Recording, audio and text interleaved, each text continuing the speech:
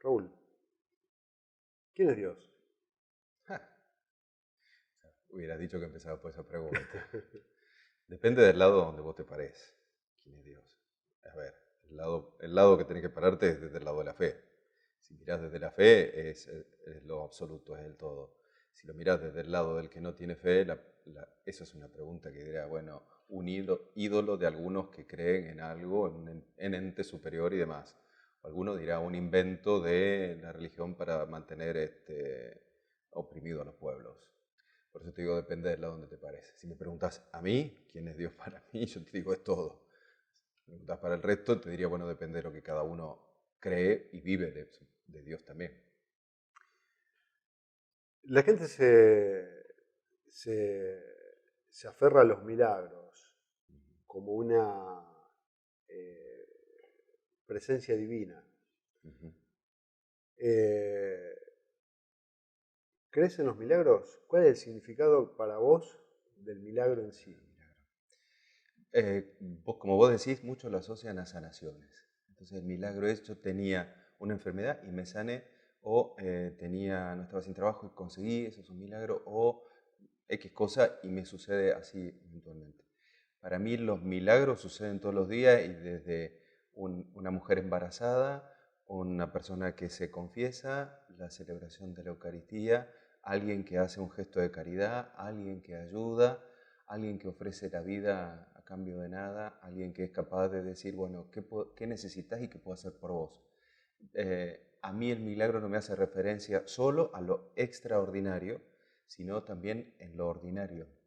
Hay milagros ordinarios y existen milagros extraordinarios. Conozco gente que tenía una enfermedad y se sanó. Conozco gente que no podía tener trabajo y hizo una peregrinación, rezó y consiguió. Pero conozco muchísimos más que viven de milagros ordinarios, que pasan como desapercibidos. Bien. En el contexto de la iglesia existen los santos Ujú. como meros emblemas de la representación divina, ¿no? Ujú. Eh, ¿Tuviste oportunidad de estar al lado de personalidades casi santas? El santo es un amigo de Dios. A mí me gusta esa definición, ¿no? No tanto el que hace milagros ahí, ¿no? Sino a mí me gusta eso, un amigo de Dios. Y te digo, he conocido a muchos eh, hombres y mujeres amigos de Dios, que su vida está como polarizada por esta presencia y viven de ahí. Eh, Te digo, sin llegar a decir este es santo, porque eso es un Sí. proceso que lleva mucho tiempo y es largo. Yo te he conocido mucho. Uno, el padre Elio Mautino, ponele, que falleció hace 3 meses. Para mí era un santo, porque un verdadero amigo de Dios. Y sobre todo en el último tiempo, sus 2 años de enfermedad, no se quejó nunca de su enfermedad, no protestó nunca. Lo vivía en esa clave, de decir, bueno, esto tengo que vivirlo unido a Dios para el bien de la iglesia. Un amigo de Dios. ¿Qué significa para vos el exorcismo? Exorcismo. Es una práctica que hace la iglesia desde hace muchísimo tiempo.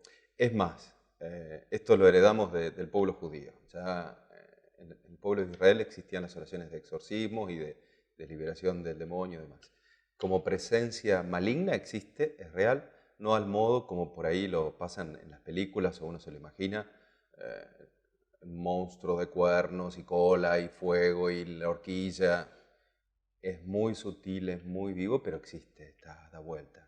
Sobre todo lo percibís en las cosas que van pasando alrededor, en todo lo que tiene que ver con el mal. El exorcismo existe, se hace, pero no lo hace cualquiera. Para eso hay que formarse muy bien y hay que tener un mandato expreso del obispo del lugar para poder hacerlo. Ya no es que yo agarro y digo, bueno, mañana empiezo a hacer exorcismo y lo hago. No, el obispo te tiene que comprar y tienes que formarte bien, porque el otro te da vuelta como quiere, te hace bolsa. ¿Cómo se refleja generalmente el demonio en la gente común? No se refleja, no lo ves. Susurra y provoca cosas.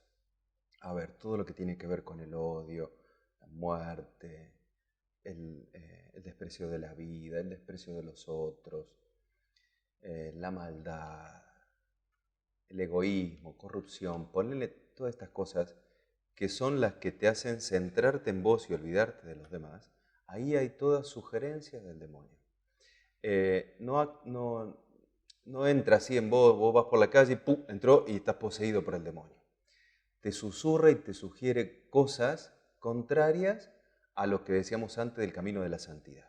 O sea, si ser santo es pensar en los otros y hacer el bien y dar la vida por los demás, te dice, pensa en vos, hace la tuya, que lo parta un rayo al otro, olvídate de los demás.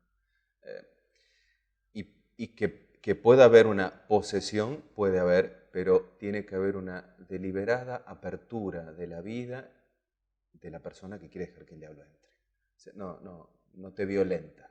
Y esto es clarísimo. Dios no te violenta para entrar en tu vida. No te violenta. Te ofrece, si vos querés, lo aceptás, y si no, está bien, es tu vida. Si Dios no lo hace, el diablo que está por debajo no lo puede hacer. Menos todavía. Entonces no te puede obligar. O sea que sería, para que entre el demonio sería hacer un pacto con el Y diablo. tal cual, tenés que hacer un pacto de acuerdo en el cual vos abrís para que entre y para que señoree sobre tu vida a cambio de, qué sé yo, cualquier cosa. El tema de hoy tenemos una sociedad muy material, ¿no? Incluso en los discursos del Papa Francisco hay una apertura de la Iglesia hacia lugares un poco reticentes de la sociedad con respecto a los viejos castigos de la Iglesia, ¿no? El divorcio, la gente de las parejas divorciadas y demás historias. ¿Vos creés que es una apuesta, una apertura política de su santidad hacia toda la comunidad, tratando de sumar gente con el fin de salvar vidas? O salvar almas, mejor dicho, ¿no? Yo creo que, si querés, es una cuestión política, no al modo como entendemos nosotros la política hoy.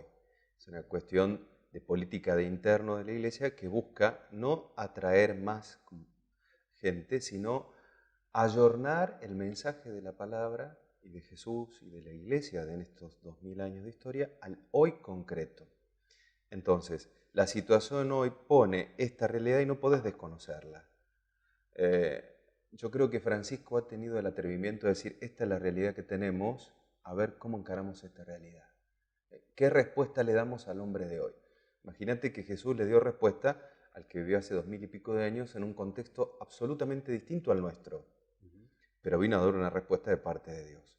Cuando era el imperio romano, la respuesta iba para el lado del imperio romano. Hoy, las cosas han cambiado tanto, hay que ayornar la respuesta. No cambiarla, porque no se cambia, sí se ayorna. Entonces sí, bueno, a ver, ¿qué te diría hoy Jesús a vos en este contexto particular? Creo que es lo que Francisco se animó a pensar y a proponer. Por eso digo, es una cuestión política, pero que busca el bien integral de la persona y responder al hoy concreto. ¿Qué pensás, Raúl, del tema del celibato? ¿Es una cuestión que pesa mucho en la vida del cura, que puede ser un talón de Aquiles para el ingreso del demonio. ¿Cómo lo vivencias a este tema? Son varias. Es un tema Es muy, un muy... tema, sí, es un tema focal en nuestra vida, digamos, ¿no? Primero yo creo esto, cuando Dios te llama, te da la gracia que necesitas para lo que te llama. Entonces, a mí me duele escuchar a algunos curas que dejan el misterio y dicen, me obligaron a hacer esto.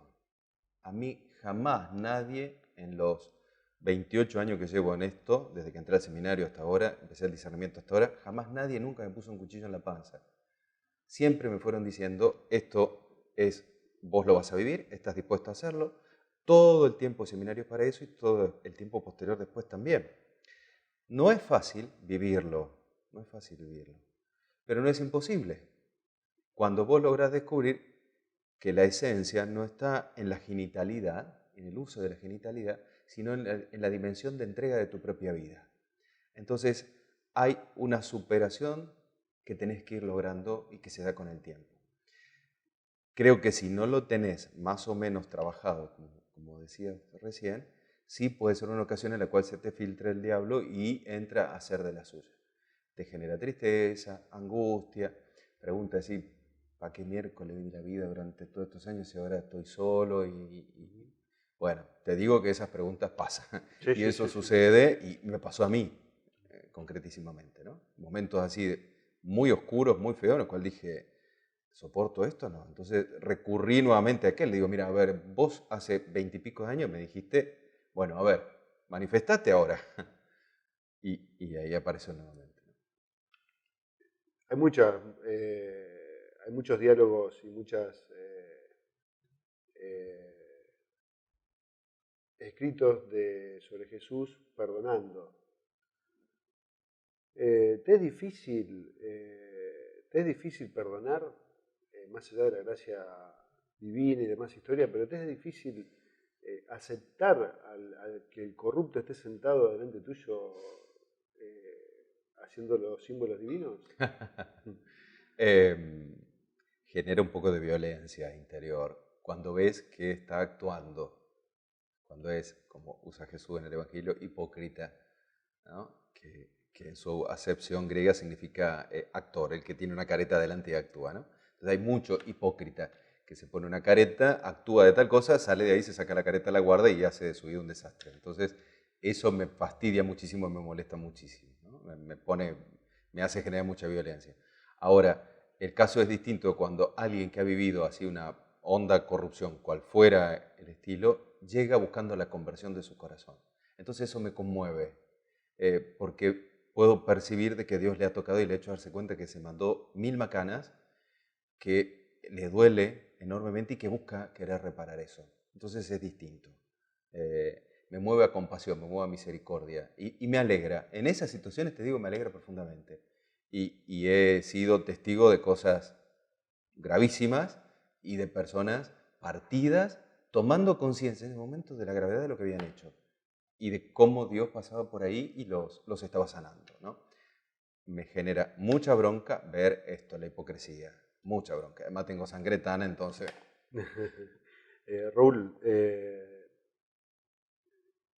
en este consumismo, en este materialismo que está, en esta frialdad, en este individualismo que se está manejando en la sociedad, sobre todo la europea y la parte de la latinoamericana, ¿no?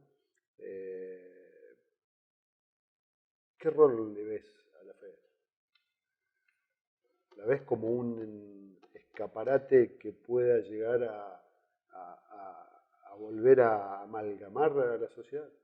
Yo creo que sí, siempre y cuando sea vivida en serio, ¿no? Y no sea un cliché o un adorno o algo que me queda bien y lo hago por tradición.